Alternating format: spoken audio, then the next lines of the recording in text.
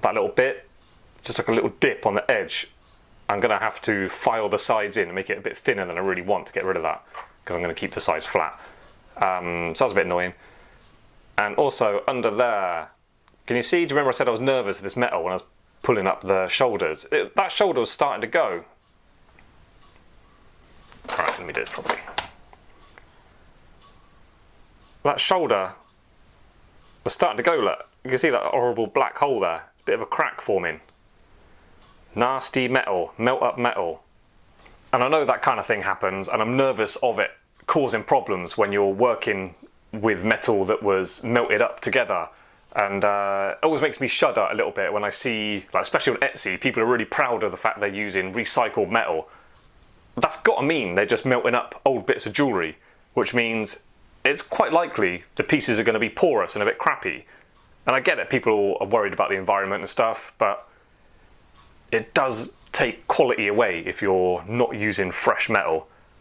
Things like that can be hidden. That could look perfect on the outside, but internally there could be little holes and stuff, which means in the future, just a simple knock and the whole shoulder can break, and you end up with unhappy customers.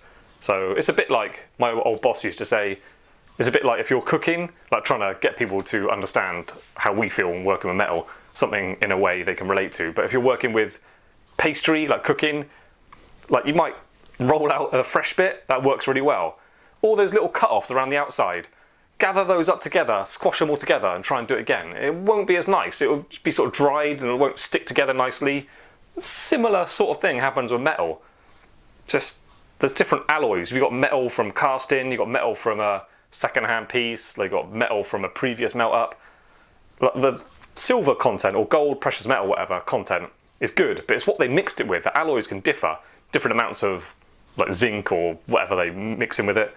Yeah, those bits cause the problem. It's like that little smaller percentage of alloys don't always mix together nicely. So you end up with a precious metal that might pass hallmark, but doesn't work, not ductile. And you get cracks, internal holes and stuff, so be careful. If you're working with a melt up, you can get away with it. Basically, I'm getting away with this, but if you're really making something nice for a customer, I would recommend use fresh metal.